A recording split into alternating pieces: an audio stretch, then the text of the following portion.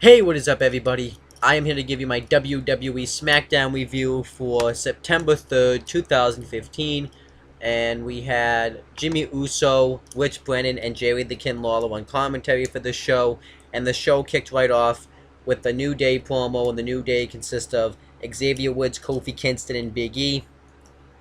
And they pretty much cut the same promo they did on Raw, how they want to save the tables, because tables are a wonderful thing that keeps people together. And he talks about how the Declaration of Independence was signed on a table. How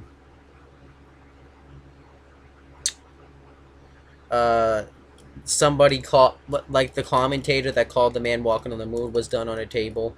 And he talks about too how everybody has how the Indians and all of them had like their first Thanksgiving on a table, and even says that they signed their WWE contracts on a table. So they want to save the tables. They even came out with that bubble wrap table in the corner as well.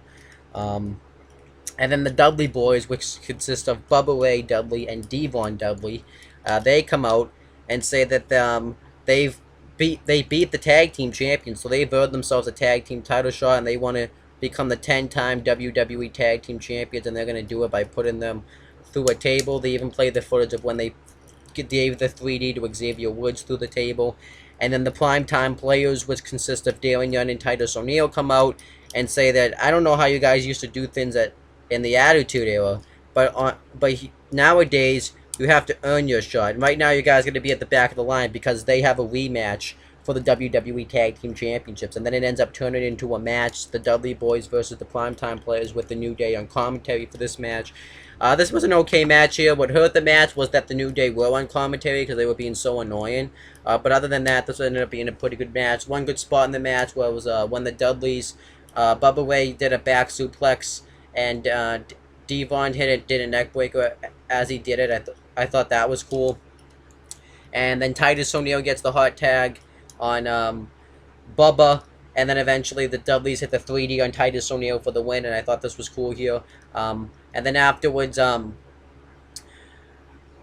Kofi attacks Devon and runs away afterwards. I thought this was kind of cool, and I think they're going to set up a triple threat tag team tables match between the Dudleys, the Primetime Players, and the New Day.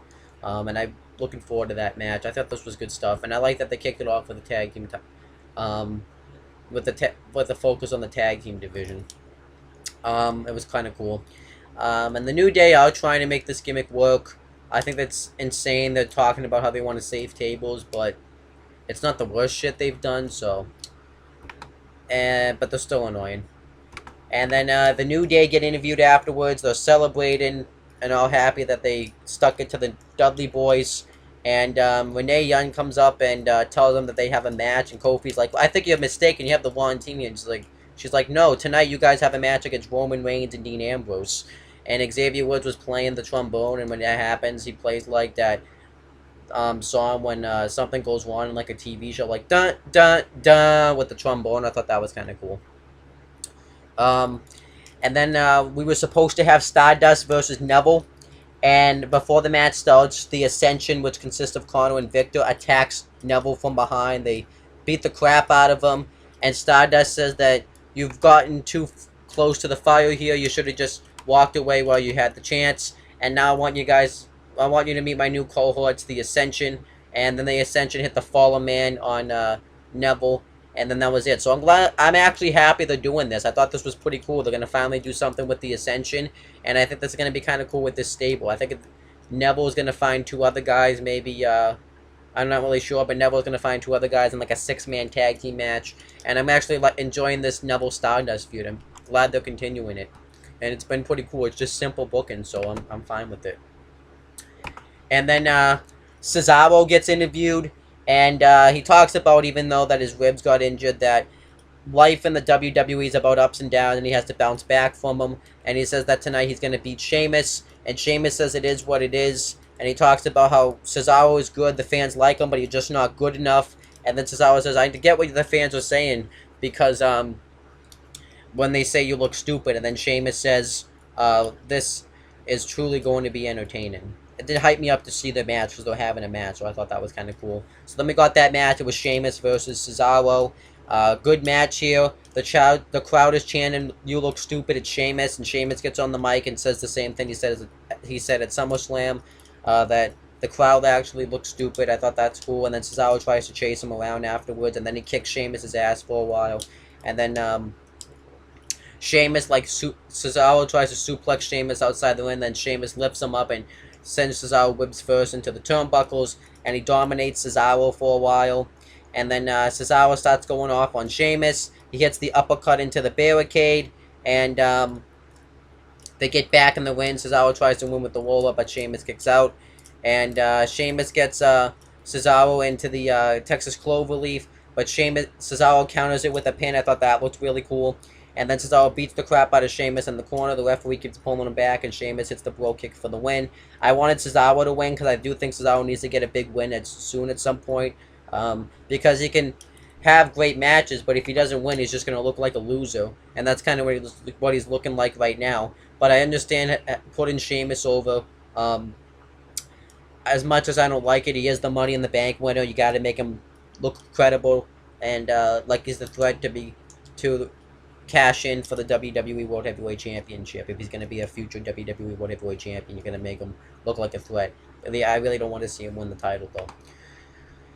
Okay, then we had Miz TV, hosted by The Miz, and his guests were Dolph Ziggler and Lana. This was terrible.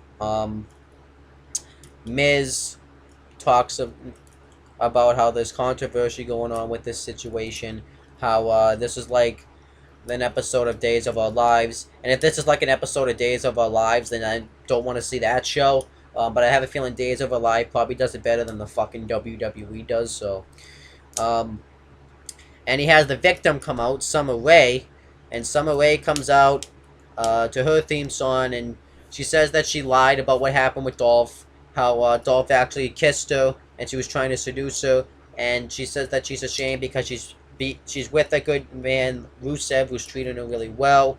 Then Dolph Ziggler and Lana come out.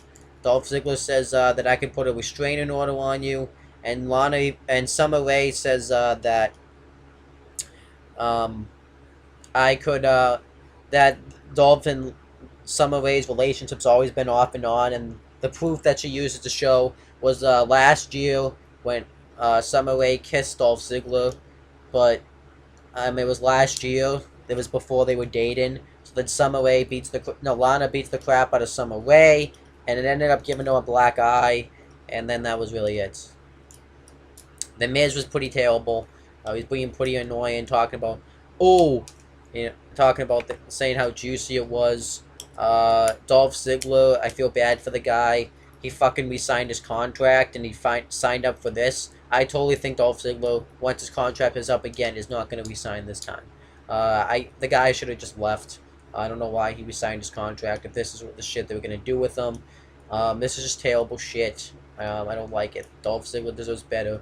I think they're doing this, though, because I think they want to break Lana and Dolph Ziggler up. I mean, you could have just done it. You didn't have to do this. You could have just had it be a mutual breakup, you know? That, they want to just move on with their lives, and bam, you just fucking mutually break them up. But you got to do this complicated shit. It's terrible.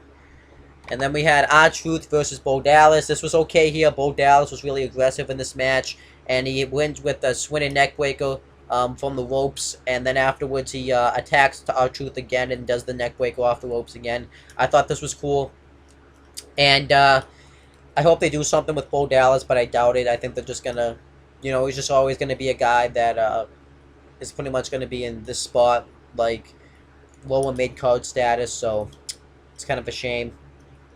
And then Team PCB get interviewed. PCB consists of Paige, Charlotte, and Becky Lynch.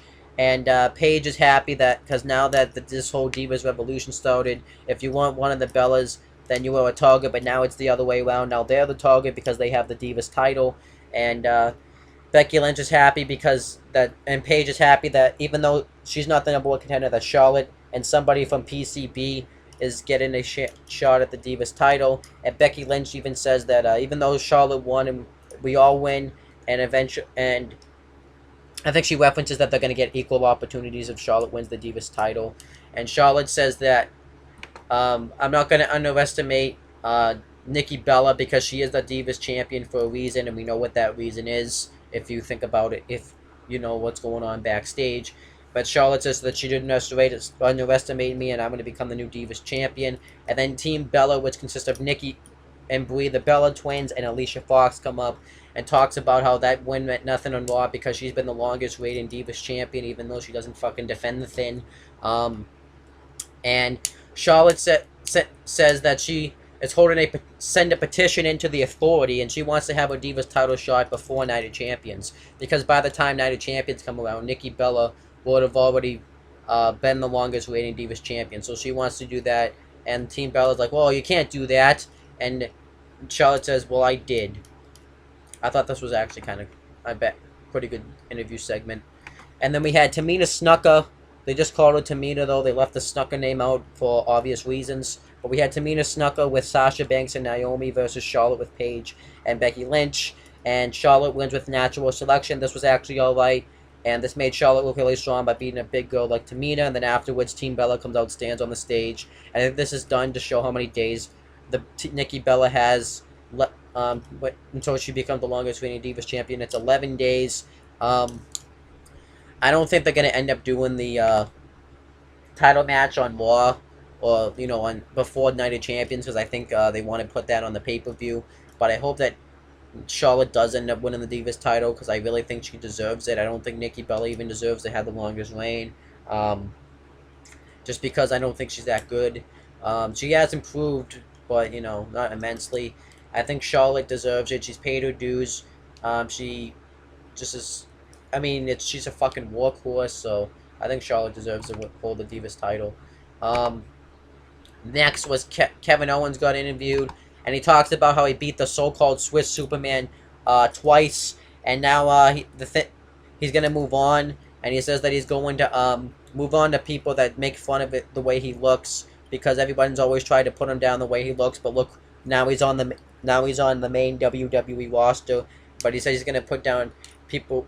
He says that he's going to destroy anybody that stands in his way. And he says, feed me more, referencing that he's going to go after Ryback's Intercontinental Championship, which I'm down with. I would like to see Kevin Owens hold the IC title. And I think Ryback and Kevin Owens could actually have a pretty decent matchup. So I actually would like to see this feud. Then we had Dean Ambrose and Roman Reigns versus Kofi, Kingston, and Big E with Xavier Woods in the main event. And Roman and Ambrose dominate the match for a while, and then Kofi and Big E take control. And then Dean Ambrose gets the hot tag, starts going off on everybody, but then he gets dominated for a while. He ends up doing the elbow drop to the New Day outside the ring. Then Roman gets the hot tag, and he hits the powerbomb on Kofi, and he knocks Xavier Woods off the apron, and Ambrose dives on Big E, and Kofi goes to go off the top, but Reigns catches him into a Superman punch, and he tries to cover him, but Xavier Woods breaks it up, which causes a DQ, so Ambrose and Reigns win. And Ambrose lays out Xavier Woods with the dirty deeds. Reigns spears Big E, and they hit the double powerbomb on Xavier Woods. And Ambrose says that he's not done. He wants a piece of Braun Strowman. And the Wyatt family, which consists of Braun Strowman, Bray Wyatt, and Luke Harper, come on the screen.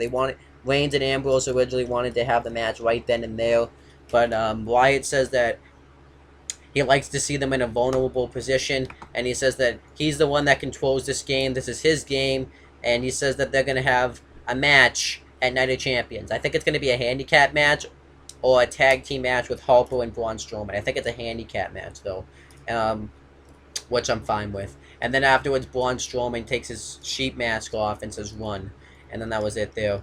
Overall, I thought SmackDown was pretty good this week. The only thing I really hated on this show was the Miz TV segment. Everything else was pretty good on this show. The tag team match between the Dudleys and Primetime Players was good. Sheamus and Cesaro was awesome. Bo Dallas looking really strong was cool. The Stardust and the Ascension forming an alliance was cool. And Kevin Owens' interview was pretty cool. I thought he did a good job. The Divas stuff was pretty good. And the main event. But the only thing that was really bad was Miz TV with Dolph Ziggler and Lana. And that's pretty much it, guys. I'm going to end off this video. You can subscribe to my other channels and my friends' channels. Owen the Talkinator, CM Brothers, Weymouth Youth Wrestling, and James Hebert. And that's pretty much it, guys. Talk to you later.